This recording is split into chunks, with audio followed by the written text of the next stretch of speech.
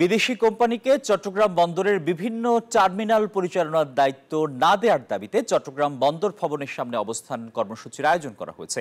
এ বিষয়ে আরো খবর জানাতে সরাসরি যুক্ত হচ্ছেন ইশতিয়াক খান। ইশতিয়াক, কি বলছেন আন্দোলনকারীরা? কতক্ষণ পর্যন্ত চলবে এই অবস্থান কর্মসূচি?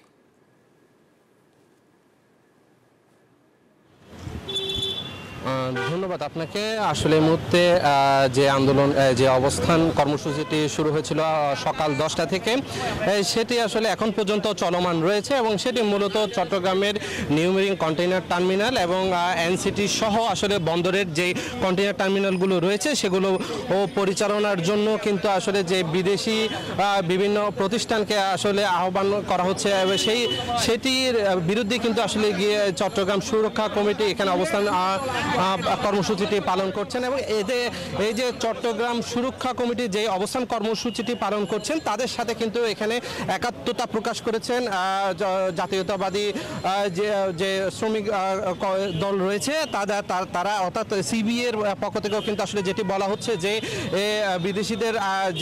বিদেশিদেরকে যাতে আসলে বন্দরের যে নিয়ন্ত্রণ সেটি যাতে আসলে দেওয়া না হয়।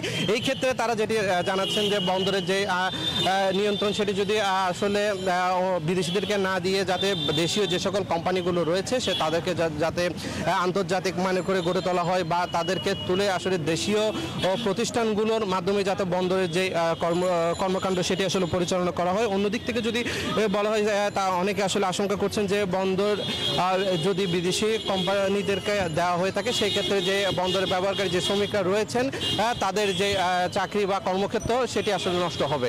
তো মোটামুটি আমার কাছে বন্দর ভবনের সামনে থেকে এই মুহূর্তে এই ছিল সর্বশেষ সংবাদ। আসিফ।